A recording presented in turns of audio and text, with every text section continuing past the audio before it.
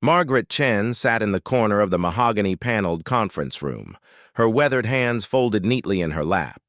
At 68, she looked every bit the tired cleaning lady she had been for the past 30 years. Her simple black dress was clean, but clearly inexpensive, and her graying hair was pulled back into a modest bun. Around the polished oak table sat the Whitmore family, wealthy, entitled, and completely convinced of their own importance. The law office of Patterson and Associates buzzed with expensive perfume and the rustle of designer clothing. Margaret felt like a sparrow among peacocks, which was exactly how the Whitmore family wanted her to feel. They whispered among themselves, shooting glances in her direction that ranged from puzzled to openly hostile. "Why is she even here?" Victoria Whitmore Sterling hissed to her brother Richard. Victoria was the eldest of old Henry Whitmore's 3 children, a woman who had never worked a day in her life but considered herself an expert on everyone else's worth. Her diamond earrings caught the afternoon light streaming through the tall windows as she tossed her perfectly styled blonde hair. Richard, dressed in a suit that cost more than Margaret made in 6 months, adjusted his gold cufflinks and frowned. Father must have lost his mind in those final months, probably felt sorry for the help. His voice carried the casual cruelty of someone who had never doubted his place in the world. The youngest Whitmore sibling, James, barely looked up from his phone. At 35, he had spent his entire adult life bouncing between failed business ventures, always cushioned by his father's money. "Maybe he left her some dishes or something," he said with a dismissive shrug. "You know how sentimental old people get about their servants." Margaret heard every word. She had been hearing similar comments for 3 decades, ever since she started working for Henry Whitmore as his housekeeper. Back then, she was a young widow with a small daughter to raise and bills that seemed impossible to pay. The job at the Whitmore mansion had been a lifeline, even though the family treated her like furniture that could occasionally dust other furniture. The conference room door opened, and Edward Patterson entered. The elderly lawyer had been handling the Whitmore family affairs for over 40 years. His gray suit was impeccable, and his manner was formal as he took his seat at the head of the table. Behind him came his assistant, carrying a thick folder and several sealed envelopes. "Good afternoon, everyone," Patterson said, his voice carrying the authority of decades in estate law. "I know you're all eager to proceed, so let's begin with the reading of Henry Whitmore's last will and testament." Victoria leaned forward eagerly, her red lipstick forming a predatory smile. She had already mentally spent her inheritance on a new house in the Hamptons and a winter home in Palm Beach. Richard was calculating how much his father's stock portfolio would add to his own investment fund. James was thinking about finally having enough money to impress the socialites who currently ignored him. Margaret remained still in her corner chair, wondering why she had been asked to attend. Mr. Henry, as she had always called him, had been kind to her over the years, certainly kinder than his children. But she was just the housekeeper. Perhaps he had left her a small sum to help with her retirement, though even that seemed too generous for a man who, despite his personal kindness, came from a world where people like her were barely visible. Patterson cleared his throat and broke the wax seal on the first envelope. "This will was executed 6 months before Henry's death and supersedes all previous versions. I must note that Henry was of sound mind when this document was prepared, and I have multiple medical evaluations to confirm his mental competency." "Of course he was," Victoria snapped. "Just get on with it." The lawyer's eyes flicked to Margaret briefly before he began reading. "I, Henry Whitmore, being of sound mind and body, hereby distribute my worldly possessions as follows." The formal language washed over the room as Patterson detailed the various charitable donations Henry had made. Several art museums would receive significant pieces from his collection. The local hospital would get a new wing funded by a generous endowment. A scholarship fund at the state university would help students from low-income families pursue their education. Victoria's smile began to fade as the charitable gifts totaled into the millions. "How much is he giving away?" she whispered to Richard, who was rapidly calculating the diminishing pot of money they would inherit.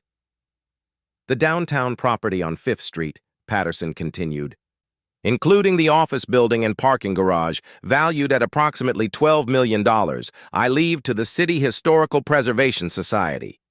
James finally looked up from his phone. "$12 million? To strangers?" Patterson ignored the interruption and continued reading. The family's expressions grew increasingly sour as Henry's generosity to various causes became apparent. The man they had assumed was primarily concerned with maintaining their comfortable lifestyle had apparently had other priorities. "Now," Patterson said, pausing to open a second envelope, "we come to the family bequests." The three siblings leaned forward, like vultures spotting fresh carrion. This was the moment they had been waiting for. Even after the charitable donations, Henry's estate was still worth tens of millions of dollars. The mansion alone was valued at $8 million, and his stock portfolio was worth at least $20 million more. "To my daughter, Victoria Whitmore Sterling," Patterson read, "I leave my collection of first edition books, valued at approximately $50,000, and my deep disappointment that she never once asked about my health in the final year of my life, only about my will." Victoria's face turned the color of her lipstick. "That's it? $50,000 worth of dusty books?"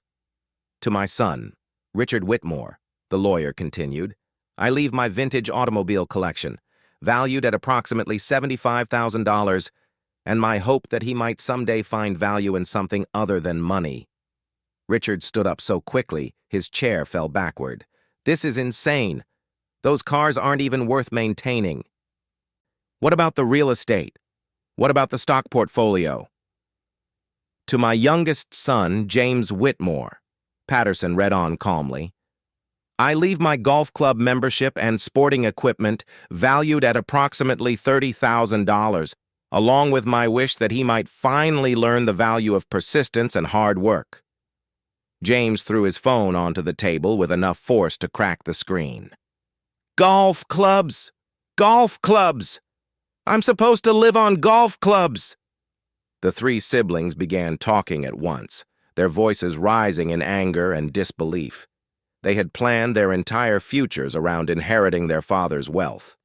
Victoria had already put a deposit on the Hampton house. Richard had made commitments to his investment partners. James owed money to half the bars and clubs in the city. Margaret sat quietly, watching the family she had served for 30 years implode in real time. Part of her felt sorry for them, though she had seen this coming for years. Mr. Henry had often talked to her about his disappointment in his children, how they only called when they needed money, how they treated their own children like accessories and their spouses like business partners. "There must be more," Victoria said, her voice shaking with rage. "Where's the rest? Where's the mansion? Where are the stocks?" Patterson held up his hand for silence. The room gradually quieted, though the three siblings continued to glare at him as if he were personally responsible for their father's decisions. "There is indeed more," the lawyer said. "Quite a bit more, actually." Margaret shifted slightly in her chair. She had been forgotten in the chaos of the family's outrage, which was nothing new. She had often felt invisible in this family, moving through their lives like a ghost, cleaning their messes and listening to their secrets without ever being truly seen. "The remainder of the estate," Patterson continued, "including the mansion, the stock portfolio, the remaining real estate holdings, the offshore accounts, and all other assets not previously mentioned, totaling approximately $47 million. The room fell completely silent. Margaret could hear her own heartbeat and the tick of the antique clock on the mantelpiece. "I leave to Margaret Chen, who has been more of a family to me than my own blood relatives ever were." The silence that followed was so complete that Margaret wondered if she had suddenly gone deaf. She stared at Patterson, certain she had misheard. $47 million? That was more money than she could even comprehend.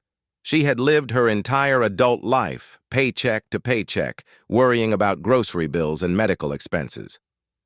Victoria was the first to break the silence with a sound that was half gasp, half scream. "What did you just say?" "You heard correctly," Patterson replied. "Margaret Chen is now the primary beneficiary of the Whitmore estate." Richard's face had gone completely white. "This is impossible. She's the maid. You can't leave $47 million to the maid." "Actually," Patterson said mildly, "you can." And Henry did. James stood up and began pacing behind his chair like a caged animal. "We'll contest it. We'll prove he was senile. No one in their right mind leaves everything to the help." Margaret finally found her voice, though it came out as barely more than a whisper. "I don't understand. Why would Mr. Henry—" Patterson smiled at her, the first genuine warmth he had shown since entering the room. "Because, Mrs. Chen, you were the one person in his life who treated him like a human being instead of a bank account. You were the one who brought him soup when he was sick, who remembered his birthday when his own children forgot, who listened to his stories about the war and his childhood." "This is ridiculous," Victoria shrieked. "She probably manipulated him. She probably drugged him or threatened him." "Mrs. Whitmore Sterling," Patterson said sharply, "I would be very careful about making accusations you cannot prove. Your father was evaluated by 3 different doctors in the months before his death. All confirmed his mental competency. Moreover, he spent considerable time explaining his reasoning to me." Margaret felt tears welling in her eyes as the reality began to sink in. For 30 years, she had cleaned these people's messes, raised their children when they were too busy, and kept their secrets when they strayed from their marriages. She had worked every holiday, missed her own daughter's school plays, and sacrificed her social life to maintain their perfect home. And while she had been invisible to them, apparently she had not been invisible to Mr. Henry. "There's more," Patterson said, opening a 3rd envelope. "Henry also left a personal letter for Mrs. Chen." With shaking hands, Margaret accepted the envelope with her name written in Mr. Henry's familiar handwriting. She had seen that handwriting on grocery lists and appointment reminders for 3 decades. Now it was on a letter that would change her life forever. "Aren't you going to read it?" Richard demanded. Margaret looked around the room at the 3 people who had just learned they would not be inheriting the fortune they had always assumed was theirs. Their faces showed shock, anger, and something that looked like fear. For the first time in 30 years of working for this family, Margaret Chen held all the power in the room. She carefully tucked the letter into her purse. "I think I'll read it at home," she said quietly. The gentle dignity in her voice somehow made her words carry more weight than all of their shouting combined. Margaret Chen's small apartment felt different when she returned home that evening. The same worn furniture, the same faded curtains, the same photograph of her late husband on the mantel, but everything had shifted in ways she couldn't quite understand. She set her purse on the kitchen table with the careful movements of someone still in shock. $47 million. She whispered the number aloud, and it sounded like a foreign language. Margaret had never owned anything worth more than a few $1,000s. Her car was 15 years old. Her furniture came from thrift stores and garage sales. The most expensive thing she owned was the small life insurance policy she had taken out when her daughter Lisa was born. Lisa. Margaret needed to call her daughter, but first she needed to read Mr. Henry's letter. With trembling fingers, she opened the envelope. Inside were 3 pages of Henry Whitmore's careful handwriting, the same neat script she had seen on countless notes over the years, reminders about doctor's appointments, grocery lists, and the occasional thank you note for some small kindness. "My dear Margaret," the letter began, and she could almost hear his gentle voice speaking the words. "If you are reading this, Then you have just experienced what I imagine was quite a shock in Patterson's office. I can only imagine the look on my children's faces when they learned the truth about my will. I wish I could have seen it myself, though I suppose that makes me a rather spiteful old man. You must be wondering why I made this decision. The answer is simple, though my children will never understand it. You were the only person in my life who saw me as Henry, not as a Whitmore. You were the only one who asked how I was feeling when I was sick, not how much I planned to leave them when I died.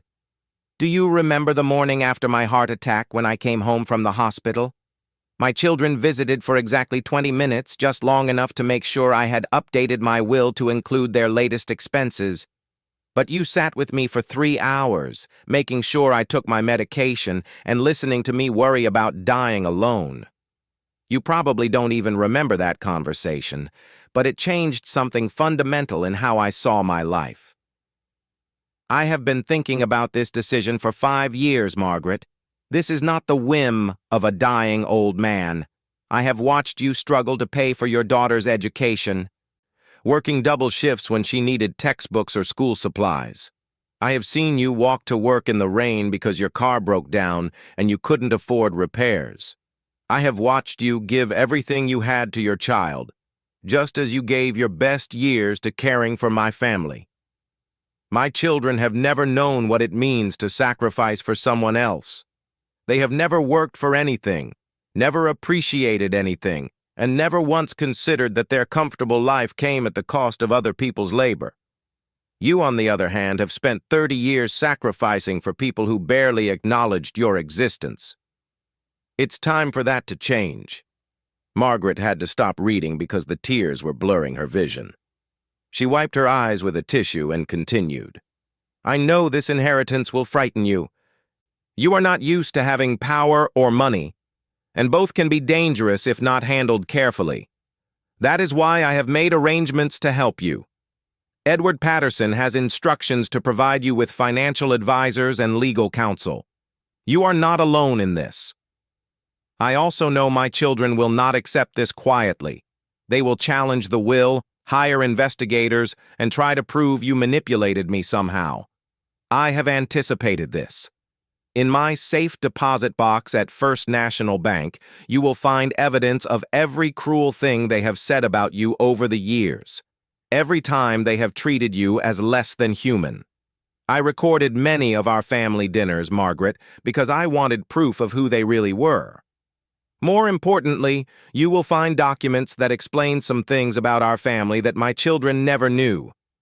Things that will make them very eager to accept this, will without further legal challenges. I am not a perfect man, Margaret. I made many mistakes as a father, and I created the monsters that my children became. But I am trying to do one thing right before I leave this world. You deserve this money, not because you were my employee, but because you were my friend when I had no friends left. Use this gift to build the life you always deserved. Travel. Spoil your grandchildren when Lisa gives them to you. Buy a house with a garden. Do all the things you could never afford while you were taking care of everyone else. And please, try to forgive an old man for taking so long to show you the respect you always deserved. With deep gratitude and affection, Henry. Margaret sat in her kitchen chair for a long time after finishing the letter. Outside her window, the city continued its evening routine. People coming home from work, children playing in the courtyard, the familiar sounds of life continuing as it always had. But inside her small apartment, everything had changed forever. She thought about the safe deposit box Henry had mentioned. What secrets could the Whitmore family possibly have that would make them back down from challenging the will? And what did he mean about recording family dinners? The phone rang, startling her out of her thoughts. The caller ID showed Lisa's number. Mom, I tried calling earlier, but you didn't answer. Are you okay? Margaret looked at the letter in her hands and realized she had no idea how to explain what had happened. How do you tell your daughter that you just inherited more money than either of you had ever dreamed possible? I'm fine, sweetheart. Actually, I need to tell you something important. something incredible happened today. As Margaret began to tell Lisa about the will reading, her phone started buzzing with missed calls and text messages. Word was already spreading through the small community of people who had worked for wealthy families in the city. The cleaning lady who inherited millions. It was the kind of story that traveled fast. But Margaret's phone wasn't the only one ringing that evening. Across town, in the penthouse apartment Victoria Whitmore Sterling shared with her investment banker husband, an emergency family meeting was already underway. Victoria paced back and forth in front of her floor-to-ceiling windows, her designer heels clicking angrily on the marble floors. "This is insane," she said for the 100th time since leaving the lawyer's office. $47 million to the maid. Daddy must have been senile. There's no other explanation. Richard sat hunched over his laptop, frantically researching ways to contest a will. "I've been looking into this all evening. We can challenge his mental competency, claim undue influence, argue that she manipulated him. There are options." James was sprawled in an armchair, working through his second bottle of expensive wine. "We're going to look like idiots fighting over money with the cleaning lady. Do you know what the newspapers will do with this story?" "I don't care what the newspapers say," Victoria snapped. "That money belongs to us. We're his children. She's nobody." Richard's phone rang, and he answered without looking at the caller ID. "Hello? Yes, this is Richard Whitmore. What?" His face went white as he listened. "When? How many reporters? Okay, thank you for calling." He hung up and looked at his siblings. "That was my doorman. There are 3 news trucks outside my building. Somehow the story leaked already." Victoria stopped pacing. "How is that possible? Patterson would never—" "It doesn't matter how," James interrupted, struggling to sit up straight. "What matters is that we're about to become the laughing stock of the city. The rich kids who got outsmarted by the help." Victoria's phone began ringing, then Richard's, then James's. The calls came in waves: reporters, friends, business associates, everyone wanting to know if the rumors were true. Had Henry Whitmore really left his fortune to his cleaning lady? By 10 o'clock that night, the story was trending on social media. "Cleaning lady inherits $47 million from employers who treated her like dirt," read one headline. Another said, "The help gets the last laugh in millionaire's will." Margaret, unaware of the media frenzy beginning to build around her story, had spent the evening on the phone with Lisa, explaining everything that had happened. Her daughter had cried, laughed, and cried again. "Mom, do you realize what this means?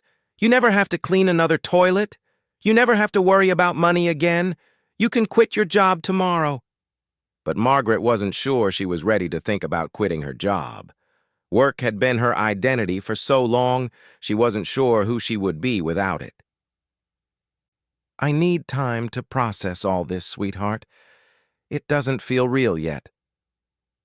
After hanging up with Lisa, Margaret made herself a cup of tea and sat down with the local newspaper's business section, something she had never paid much attention to before.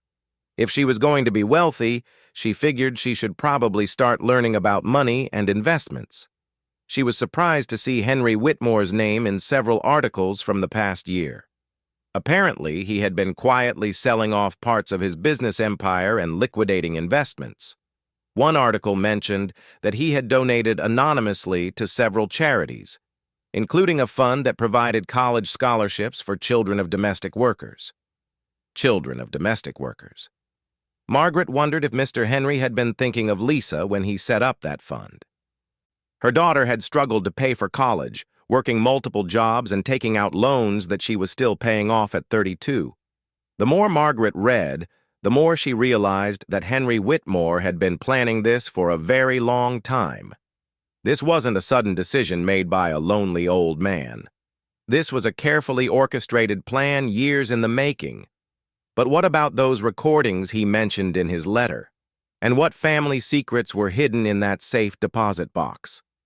Margaret's thoughts were interrupted by a knock at her door.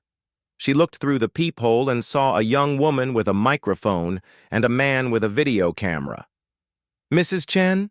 the woman called. "I'm Jennifer Walsh from Channel 7 News. We'd love to ask you a few questions about the Whitmore inheritance."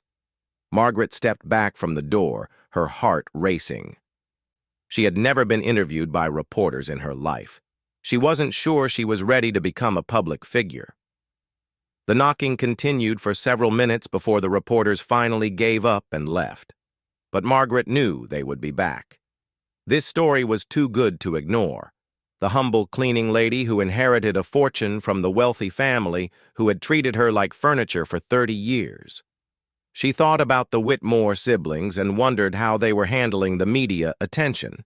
They were used to being in the society pages for charity galas and business deals. But this kind of attention, the kind that made them look greedy and heartless, would be devastating to their social standing. Margaret realized that in 24 hours, her life had completely changed in ways she was still trying to understand. She was no longer Margaret Chen, the cleaning lady. She was Margaret Chen, the millionaire. She was Margaret Chen, the woman who had outsmarted one of the city's most prominent families. She was Margaret Chen, the woman who finally had the power to choose her own life. But with that power came new challenges. The media attention would only get worse. The Whitmore family would undoubtedly challenge the will, dragging her through months or even years of legal battles. And somewhere out there was a safe deposit box full of secrets that might change everything once again. Margaret finished her tea and prepared for bed, knowing it might be the last peaceful night she had for a very long time. Tomorrow, she would need to visit the bank and discover what other surprises Henry Whitmore had left for her. She had a feeling the biggest revelations were still to come. Margaret Chen arrived at First National Bank at 9 o'clock sharp the next morning, accompanied by Edward Patterson and 2 security guards he had insisted on bringing. The media circus outside her apartment building had grown overnight, with reporters camping on the sidewalk and news vans blocking traffic. Patterson had arranged for her to slip out the back entrance to avoid the crowd. The bank manager, Mr. Roberts, personally escorted them to the safe deposit box vault. Margaret had never been in such a place before. All marble floors and hushed voices, where people kept their most precious possessions locked away from the world. "Box 1247, Roberts said, producing an ornate key. "Mr. Whitmore visited this box regularly over the past 5 years, always adding documents but never removing anything." Margaret's hands shook slightly as she inserted her key alongside the bank's key. Inside the long metal box were several manila folders, a stack of audio cassettes, and a small digital recording device. Patterson helped her carry everything to a private room where they could examine the contents.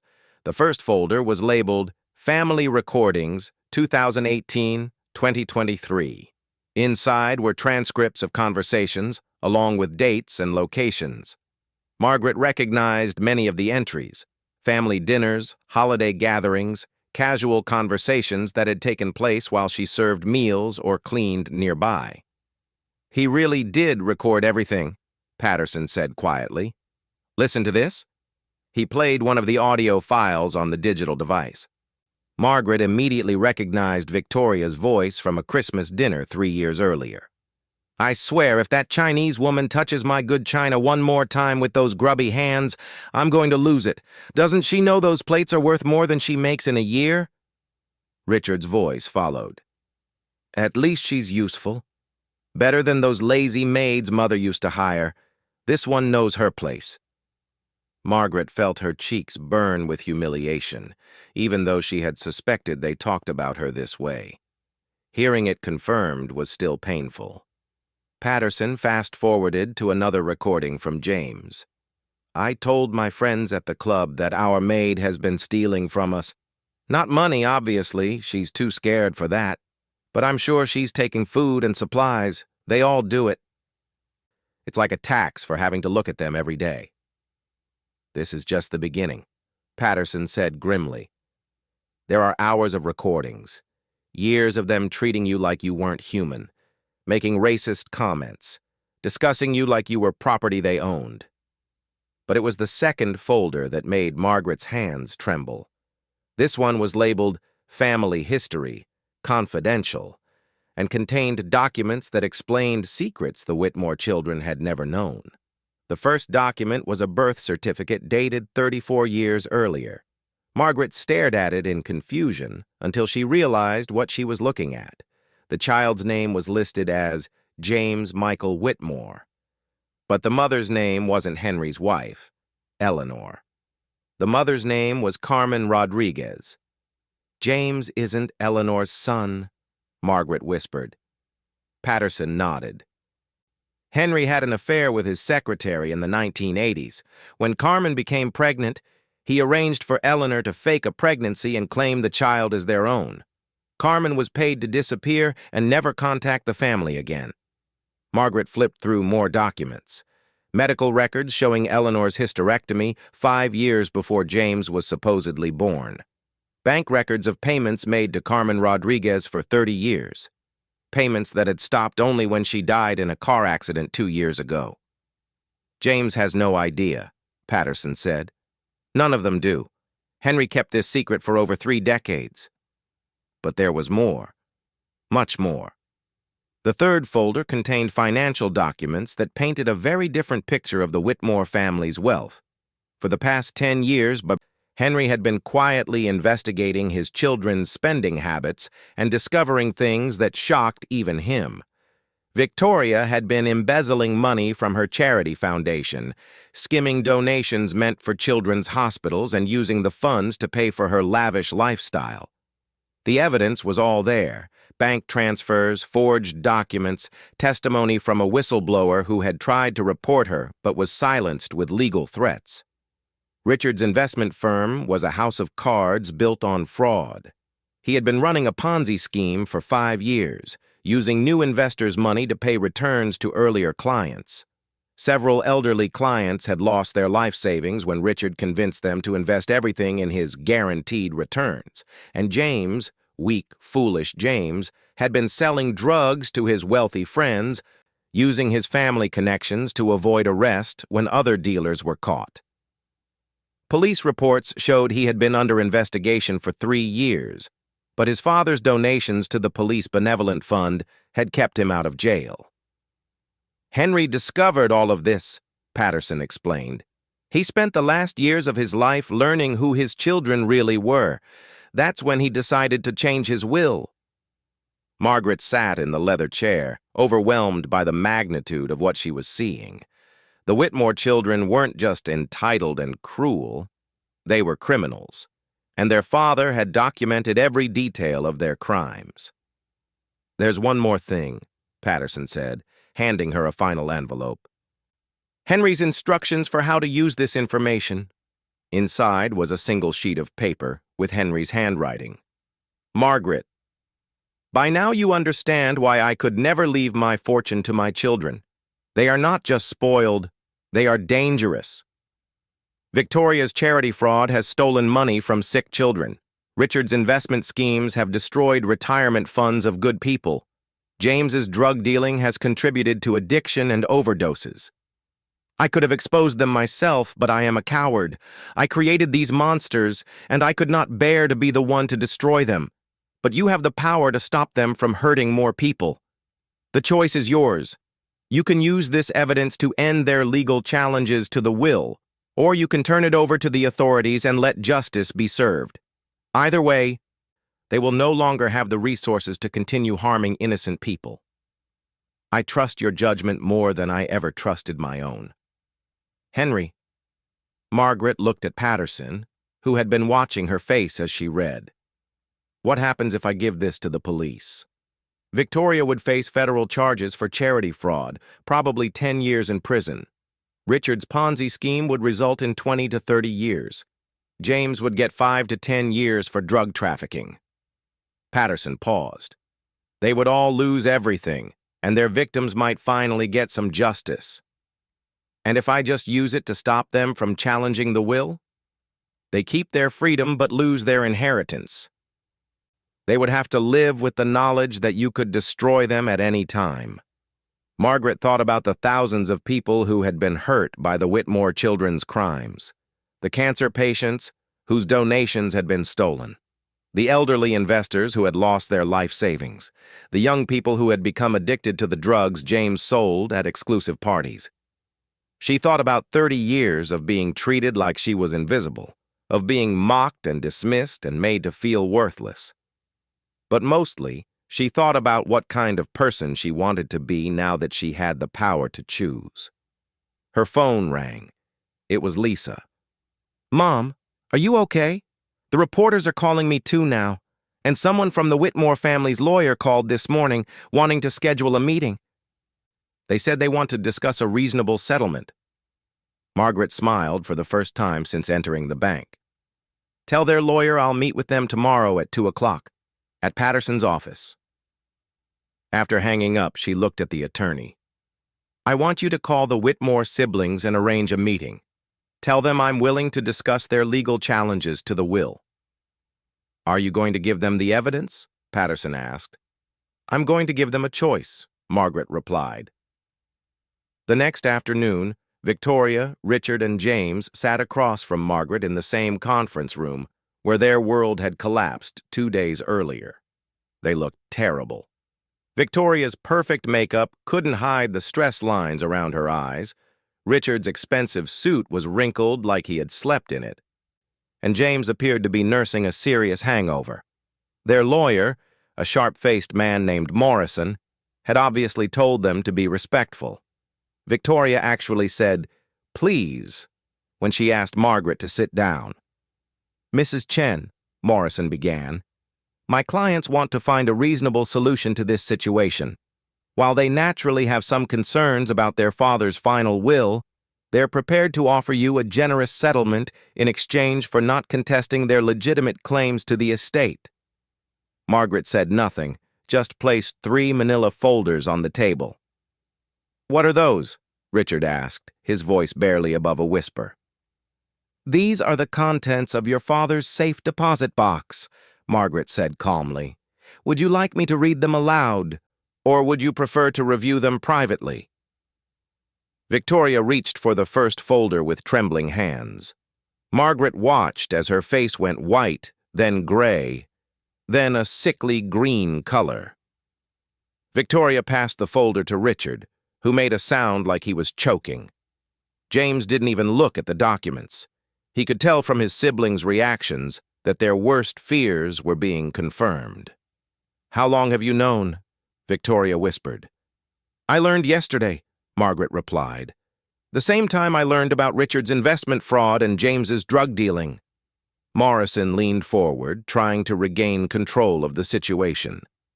"Mrs. Chen, if you're suggesting that my clients have engaged in any illegal activities, I must warn you that making false accusations could what?" Margaret asked mildly. "Could result in a lawsuit. From people who embezzled from children's charities and ran Ponzi schemes and sold drugs to college students?" The lawyer fell silent. Margaret stood up and walked to the window overlooking the city. "Your father gave me a choice. I can turn this evidence over to the FBI, or I can keep it private. Either way, you will never challenge this will again." "What do you want?" James asked desperately. Margaret turned back to face them. For 30 years, these people had held all the power in her life. They had determined her schedule, her income, her daily routine. They had treated her like she was less than human, mocked her background, and dismissed her worth. Now she held their lives in her hands. "I want you to apologize," she said quietly. "Apologize?" Victoria looked confused. "To me, and to everyone you've hurt with your crimes. I want Victoria to personally apologize to every family whose children were supposed to benefit from the charity donations she stole. I want Richard to apologize to every client whose retirement he destroyed. I want James to apologize to every family affected by the drugs he sold." The 3 siblings looked at each other in horror. Public apologies would mean admitting their crimes, destroying their reputations, and facing social exile from the only world they had ever known. "And if we refuse?" Richard asked. Margaret smiled. It was not a cruel smile, but it was not particularly warm either. "Then I call the FBI this afternoon." Morrison tried one last time. "Mrs. Chen, surely we can reach some kind of monetary agreement. I already have all the money I need," Margaret interrupted. "What I want now is justice." Victoria began to cry, not the elegant tears she had perfected for social occasions, but ugly, desperate sobs. "Please," she begged, "if this gets out, we'll lose everything. Our friends, our social standing, our children's futures." "Your children will be fine," Margaret said firmly. "They'll be better off learning to live honest lives instead of growing up to be like their parents." She gathered the folders and put them back in her briefcase. "You have 24 hours to decide. Start making your apologies or start calling criminal defense attorneys." As Margaret walked toward the door, she heard James call out behind her, "You're really going to destroy us, aren't you? After everything our family did for you?" Margaret paused at the door and looked back at the three people who had made her feel invisible for 3 decades. "I'm not destroying you," she said quietly. "You destroyed yourselves. I'm just finally making sure everyone else can see what your father saw." 6 months later, Margaret Chen stood in the garden of her new house, not a mansion, but a comfortable home with a view of the mountains and enough space for Lisa's children to visit. The media attention had died down after the Whitmore siblings began their very public apology tour, admitting to their crimes and establishing victim compensation funds. Victoria had served 6 months in a minimum security prison and was now working at a non-profit helping legitimate charities improve their financial oversight. Richard had paid restitution to all his victims and was teaching financial literacy classes to senior citizens. James had completed drug rehabilitation and was volunteering at addiction treatment centers. None of them would ever be wealthy again, but they were finally learning to be human. Margaret had used her inheritance to establish the Henry Whitmore Foundation, which provided college scholarships for children of domestic workers, funded financial literacy programs in low-income communities, and supported small businesses owned by immigrants.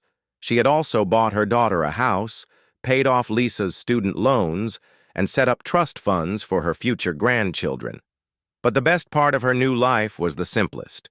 For the first time in 30 years, Margaret Chen was nobody's cleaning lady.